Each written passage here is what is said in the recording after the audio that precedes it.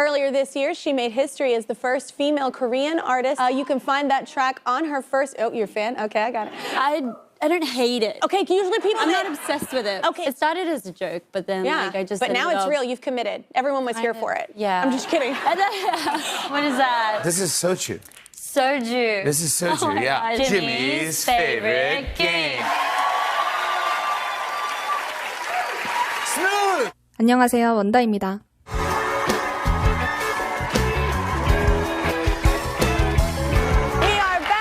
Our next guest shot to fame as a member of one of the biggest K-pop groups of all time, Blackpink.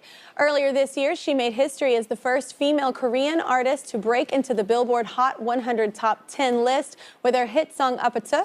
지난해 10월 노래 아파트로 전 세계의 음악 시장을 흔들었던 로제가 이번에는 미국 빌보드 메인 차트 핫 100에서 5위를 기록하며 또 한 번 더 전 세계를 놀라게 했습니다. K-팝 여성 아티스트 최초이자 최고의 성과를 거둔 건데요. 이뿐만 아니라 아파트로 영국 오피셜 싱글 차트에서도 2위, 미국 스포티파이, 중국 큐큐뮤직 등 여러 글로벌 차트에서도 1위를 휩쓸고 지난 연말에는 아시아 아티스트 어워즈에서 올해의 노래상을 수상하며 그녀의 세계적 영향력을 다시금 입증했죠.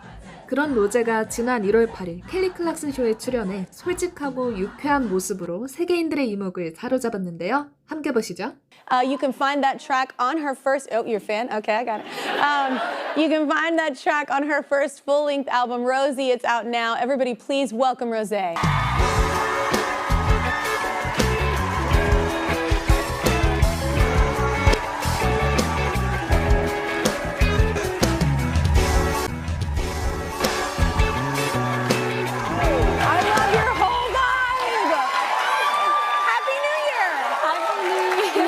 Just talking about resolutions. Do you do resolutions? Do you do resolutions? Do I? I don't think I really do. No? Are you afraid you'll just start? Okay. Like sometimes, I think we do ones that are like unattainable. I think we do ones that are like unattainable. Like it's like, I'm going to do this. Yeah. And like then you don't. Yeah. Maybe you're better to not do it. I did hear a goal of yours, though, which is interesting, is to own a cilantro farm. Yes. I hate cilantro. Oh, really? Here's the thing. I'm one of those people, like, certain people taste it. Yes. Oh my so God, it I'm tastes so sorry. So bad. You're missing out. Yeah, I know. We do food demos here all the time, and people always include cilantro. I'm obsessed. I know. It is a thing. You either love or hate it. Do you like beets? Beets? I love beets.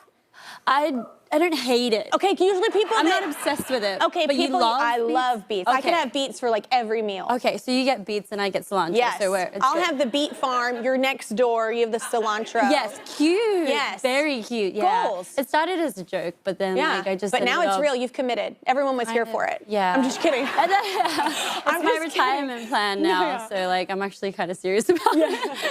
I love that. I love growing my own food. I do think that's fun to do. But congrats. Enough about food. Congrats on your album. Thank you so much. Why did you want to call it Rosie?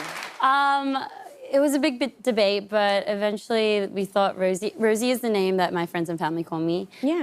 And so I felt like as much as this album is a little journal of, like, my 20s, I felt like I wanted my fans to feel like they could call me Rosie. Yeah. And feel as if I'm their friend. Yeah. So I called it Rosie. And I think it's kind of fitting because I heard this was the first time you actually really got to go in there and write, and so it's really a good representation of you. So I think that's kind of cool that you called it Rosie for that too. Did you like writing, the experience of it? Yeah, it was my very first experience, like kind of being a part of the whole writing process. And I had so much fun, and I healed so much through the whole process. Yeah. And so for me, it's like a really personal album. I'm like, I'm really grateful for it. Yeah, I love that as well. Was it easy for you right off the bat? Was it easy for you right off the bat? I'm not always good in, like, writing situations, like being super vulnerable with strangers right off the bat. Like that is actually hell to me. Yeah. Really? Yes. But I write, like, if you see my name, like, I write a lot, but it's usually me, like, on my own, and then I bring something to the table. Are you good at just being vulnerable right off the bat? I'm actually, like, really extroverted. I don't seem extroverted, but I love to, like, chit-chat about my problems in life. And so, like, it wasn't too hard. I was actually really scared walking into it, and then I ended up figuring out that like I love talking about my problems in life to strangers. It's like free To strangers. therapy. Yeah. I do have Even I more don't so know because they were strangers. I don't know why. Oh, that says something. Yeah, because if I'm with like friends, I feel like I need to be a certain person for them. And you guard what you say, maybe. Yeah, but these people are strangers, and it was also a studio, so like I trust that they won't tell people, and so it was like a free therapy session for sure. I know.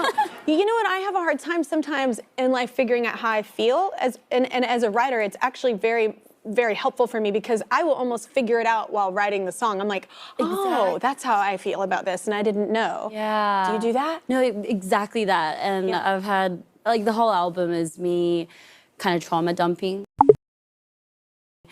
And Oh my God, what a great sequel album. Yeah, trauma dumping? Yeah, nice. That's great. Yeah, and so I kind of left everything there, and it's surprising because I don't talk about it anymore. I used to talk about that subject so much. But you got it out. After I got it all out, Yeah. I was like, oh my gosh. And I couldn't think of any more subjects to write about that particular story, and so I moved on. It's like free therapy. I love it so much. I'm with you. 로제는 지미 펠런 쇼에서도 유쾌하면서도 겸손한 모습으로 팬들에게 미소를 선사했는데요. 토크쇼 진행 도중 팬들까지 챙기는 모습을 보이며 글로벌 스타로서의 입지를 더욱 확고했죠. Welcome back. Thanks for being a guest on the show and talking to me this time. Oh my gosh, thank you for having me. Like, I feel I'm dreaming right now. No, my God, what are you talking about? Yeah. Do I call you Rosé or do I call you Rosie? Whatever is comfortable. My friends and family call me Rosie. Okay. And I've made this rule where if you know like 80% of the lyrics on my album, then you can call me Rosie. All right, perfect. Then I'll call you Rosie. Okay. Yeah, I'll call you. Yeah, what? Of course. Yeah. When you were a kid, did you ever dream that you'd be this big of a star? I mean, you're big. I mean, you're just going out there just dreaming. Did you realize it could be? You're international. Yeah, wow. No, I mean, I don't even know what to say. It always felt like it wasn't really much of a possibility for me to like be a singer, so I never really dreamed of it. But I do remember like singing till like midnight every day, and my dad eventually just kind of like sent me to an audition because he kind of, I think, wanted to kick me out. And He could hear you in your bedroom just singing? no, I was just like in the living room with the in the piano. living room. I just like sing till like midnight and like fall asleep like on the piano. No way. So you had it in you. I just like, it was form of entertainment because it's really boring. Just Australia's really quiet. Oh my God, no. And now here you are with your first full-length solo album. Congratulations. You also produced this, but also wrote every song in this. How do you land on a lyric or a song title? Does one lyric come to you first, or the title come first? I think like stories come first. Just like we would just chit chat. We would just chit chat and like. Do you write them down or record them on your phone or something? I jot down like a bunch of ideas and. Sometimes I like text my like songwriter friends and so like it's just like phrases and words that kind of pop up and just anything you want to write about and like kind of get off your chest. I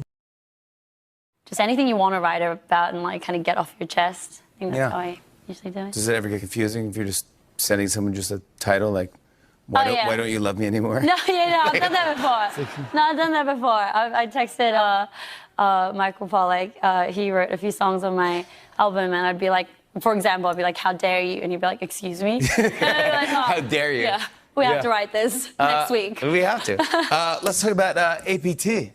Congratulations on this song. It's giant. It's the #1 song on the Billboard Global 200 for 7 weeks now. It is a massive, massive hit. Can you explain where the idea came from for APT? Yeah. APT is a Korean drinking game. APT is a drinking game. It's a drinking game. I have a shot of something. What is that? I think this is soju. Soju. This is soju, oh my yeah. God. Now, I have to say that it's my favorite game first? Yeah, we'll sing it like, it goes, Jimmy's favorite game. Game start. Okay, ready? And then it goes, 아파트, and then you do this.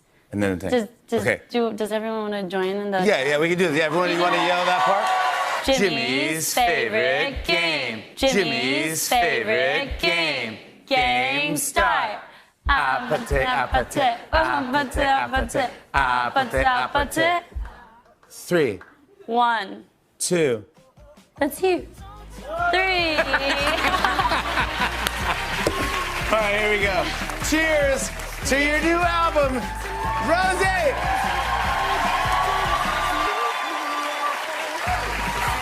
Smooth.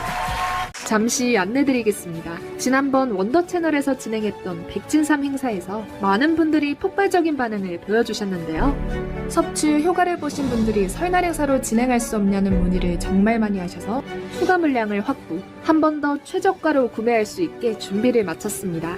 백진삼은 자연산삼의 DNA를 99% 동일하게 복제해서 150년 이상 된 감정가가 3억 원인 자연산삼을 먹는 것과 같은 효능을 담아낸 제품으로 한 포당 진세노사이드가 무려 57mg이나 들어있습니다. 그래서 그 어떤 제품보다도 그 효과가 탁월한데요. 백진삼 공식 홈페이지에는 이미 이 효과를 경험한 5,000개 이상의 후기들이 올라와 있으며 7일 이내 효과가 없을 시 100% 환불이라는 조건을 내걸고 있는 만큼 엄청난 자신감으로 무장한 제품입니다. 특히 몸에 좋은 성분이 최대한 체내에 흡수될 수 있도록 스위스 제네바 국제신기술에서 금상을 수여한 나노 공법으로 제작되어 그 어떤 제품과도 비교할 수 없는 효과를 나타내고 있는데요. 이 백진삼은 남녀노소 모두가 먹을 수 있는 제품으로 인터넷 최저가보다도 훨씬 저렴한 129,900원에 제공하고 있으며 3+1, 5+2, 7+3 혜택으로 더 많이 구매하실수록 더 저렴해집니다.